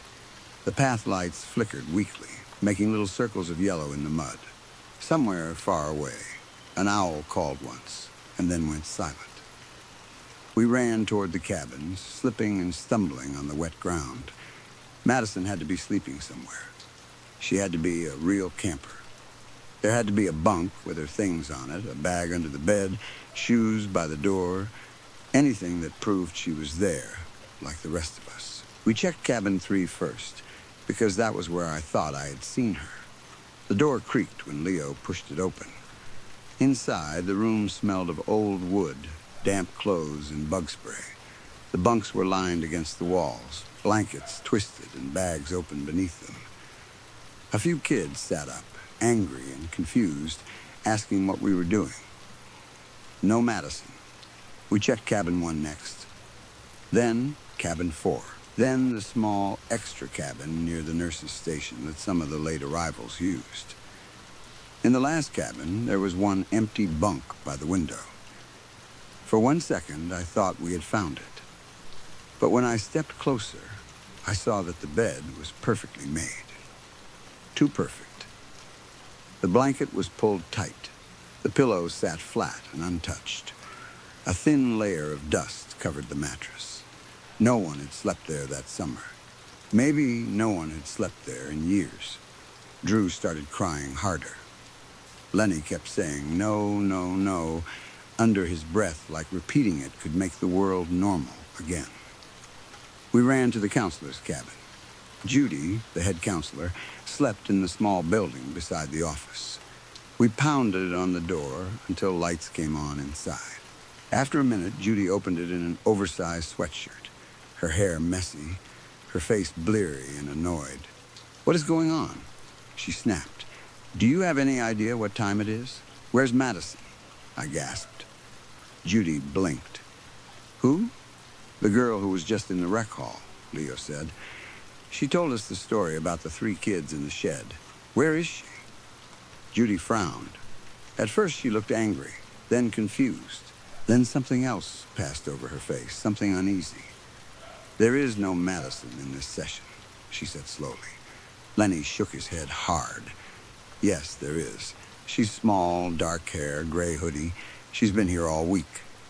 Judy looked past us toward the trees. "Kids, there's no camper named Madison registered for this session. I checked the rolls myself. I'm the only counselor assigned to this side of camp tonight." "No," I said, and my voice sounded smaller than I wanted it to. "She was with us. She told us a story about Elias and Sam, about the shadow in the shed." The moment I said those names, Judy's face went pale. She stepped back, one hand gripping the doorframe. For a long moment, she did not speak. Then she said, "You found the old records." Leo held up the Polaroid with shaking fingers. Judy looked at it, but did not take it. Her eyes filled with a sadness that looked old, like she had been carrying it for years. "There was a camper named Madison once," Judy said quietly. "A long time ago. The wind moved through the camp, making the trees hiss." Judy let out a slow breath. "People don't talk about it much anymore. The camp closed for a while after it happened. Some said it was an accident. Some said the boys got into chemicals in the old tool shed. Some said an animal attacked them. But the people who were here knew better." "What happened?" Drew whispered. Judy looked toward the dark woods behind the mess hall. "Something terrible was woken up in those woods," she said. "Something old. Older than this camp. The story goes that 3 kids found it by accident. 2 of them died. Madison stopped it, but it cost her everything. They never found her body. Only signs of what she had done. Salt, blood, A circle burned into the dirt. My skin felt cold." Judy continued, her voice barely above a whisper. "Some people say she gave her life to seal it away. Others say she stayed because she was the only one who knew how to keep it sleeping. They say she still watches the camp. She comes when campers forget the warning. She comes when the woods start getting restless again." As if answering her, a cold breeze swept through the camp. It came from the direction of the old trail behind the mess hall, carrying the faint scent of salt, old paper, and something damp from deep underground. All of us turned. The woods beyond the mess hall were completely dark. The trees stood close together, black against the night sky. For a second, I thought I saw someone standing at the edge of the path. A small figure in a faded hoodie, still and silent. Then the path light flickered. When it came back on, the figure was gone. Nobody laughed this time, not even Lenny. We stood there outside Judy's cabin, holding the old Polaroid and looking into the woods, finally understanding what Madison's story really was. It had not been a campfire tale. It had not been a prank. It had not even been a warning from another camper. The girl who had sat with us in the recreation hall, the girl with the hollow voice and sad eyes, had not come to scare us. She had come to remind us. Madison was not just part of the legend. Madison was the legend itself. And somewhere beyond the mess hall, under the wet pine trees and the black earth, something old was still sleeping because of her. Story 5. There is no real hope in a world that keeps finding new ways to break you. At least, that is what it feels like when you grow up being told that life will become something big, only to end up in a lonely town that never changes. When you are a kid, adults make the future sound like a bright open road. They tell you to dream big. They tell you that if you work hard, if you wait long enough, if you keep your head down and do what you are supposed to do, something good will happen. Then you get older. The bright road becomes the same few streets, the same tired faces, the same dead-end jobs, the same silence every night. The bar was set so high when you were young, only for you to grow up and realize that maybe nobody expected you to reach it at all. Maybe they just wanted you to spend your whole life stretching your arms toward something you could never touch. At that point, you might as well attach a spade to the end of that bar and start digging your own grave. If the exhaustion does not kill you, the boredom will. That boredom is the reason I went into the woods. I am not exactly sure where I am right now. I know where I started. I know where I meant to go. But knowing where you meant to go and knowing where you are standing are two very different things. Somewhere along the way, the trees stopped looking familiar. The trail changed under my feet, and the day turned into something I do not fully understand. When you grow up in the middle of nowhere in Missouri, you learn to entertain yourself. There are not many places to go. There are not many people to meet. There's only land, trees, old roads, and the kind of quiet that settles into your bones. Our property ends where the Mark Twain National Forest begins, and when I was younger, that felt like the edge of another world.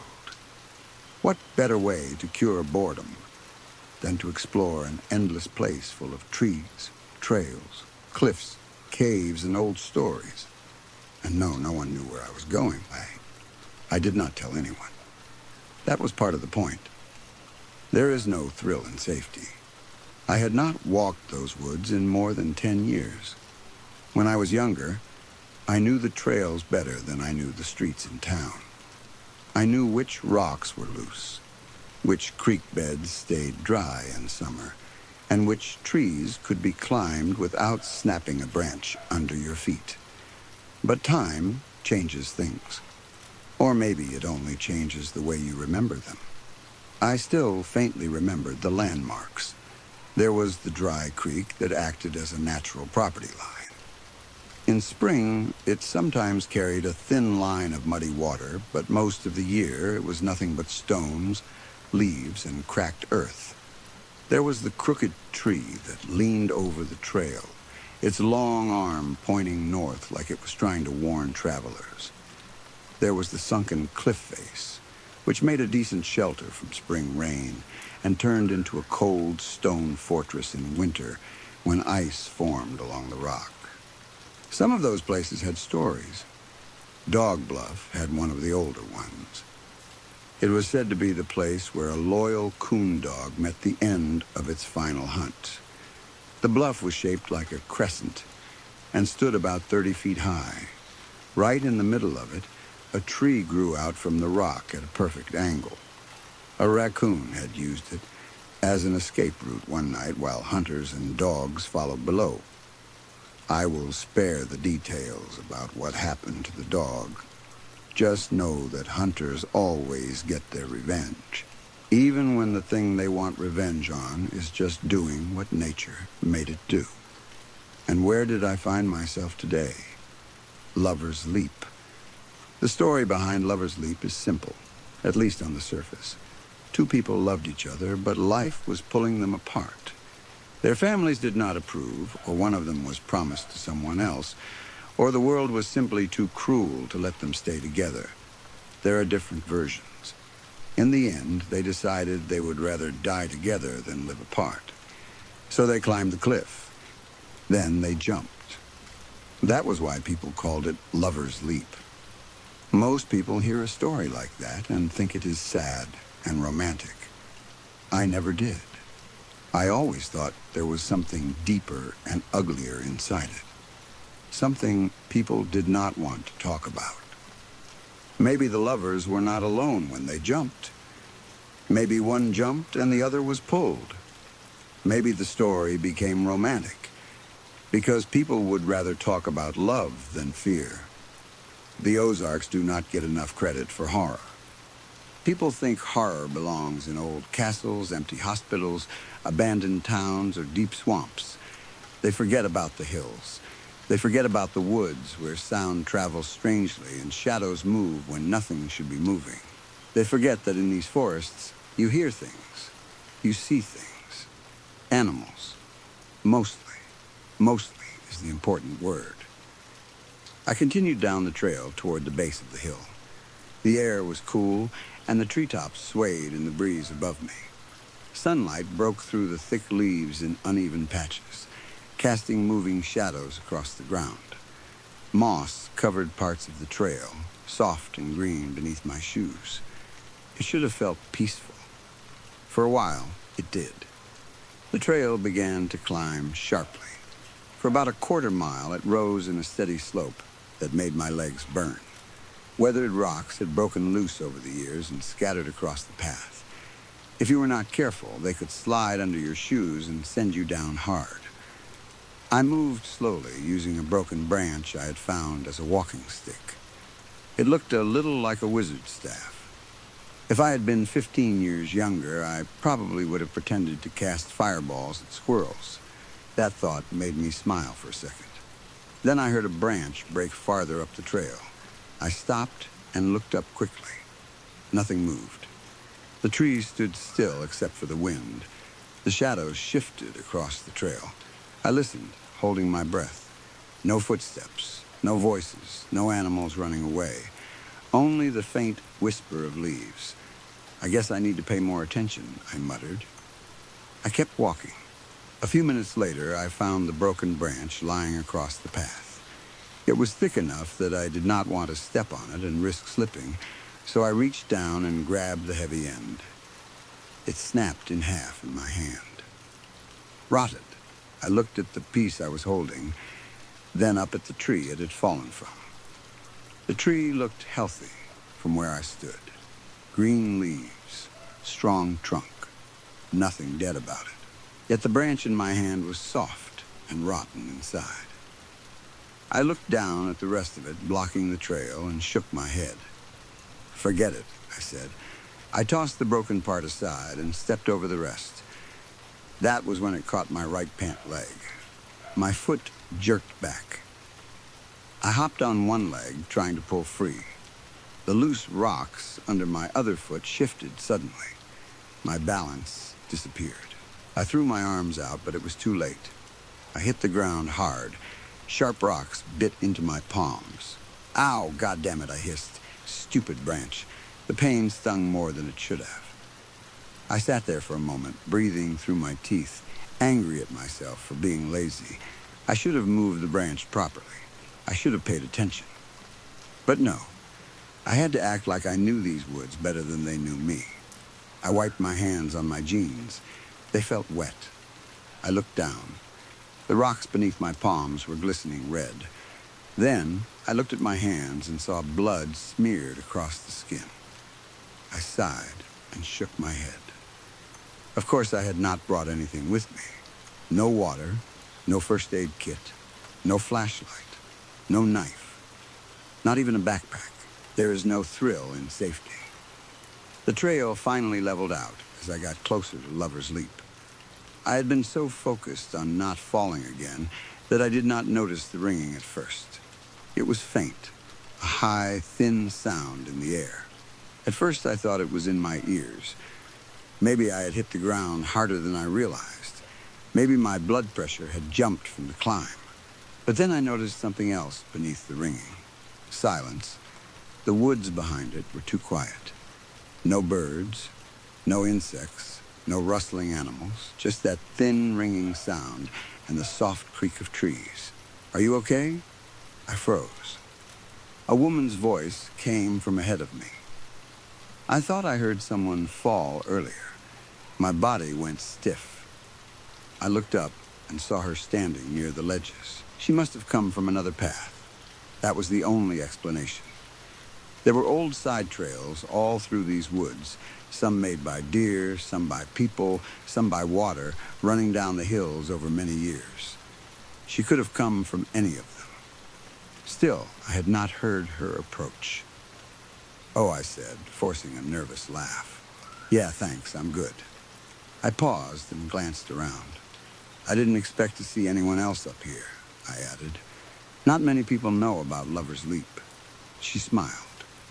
It was a pretty smile, but something about it made my stomach tighten. "If you're here," she said, "you might as well look with me." She waved me over toward the cliffside.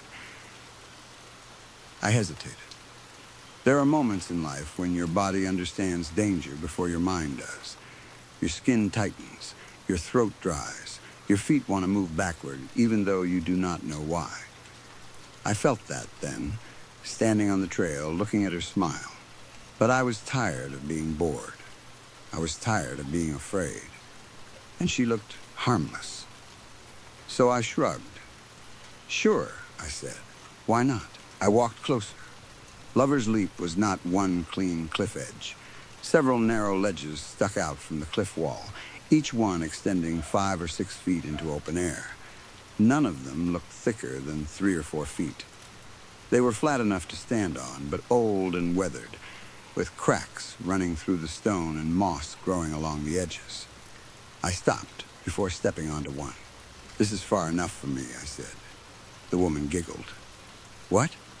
she asked. "Are you afraid of heights?" Her voice was light and teasing. "You know, it's not the fall that hurts. It's the ground when you land." Her smile widened. I tried to laugh, but it came out weak. "I just don't trust the ledges," I said. "That's all." She stepped farther back onto the ledge. My stomach dropped as her heels moved closer to the edge. "What's not to trust?" she asked. Then she held out her hand. "Just don't look down." I looked at her hand. I should have said no. I should have turned around and walked back down the trail. I should have gone home, washed the blood from my palms, and spent the rest of the day pretending I had not heard anything strange in the woods. Instead, I took her hand. Her fingers were cold. She gently pulled me onto the ledge beside her. I kept my eyes on the cliff wall, trying not to look down. The air felt different out there. Open, thin, the trees below moved in the wind, hiding the ground far beneath us. I could feel the empty space beside me like a hand pressing against my ribs. "I'm trusting you with my life right now," I said, trying to make it sound like a joke. She looked into my eyes and giggled again. "Maybe you shouldn't have." My smile disappeared. "What?" Her grip tightened around my hand. It was not a normal squeeze.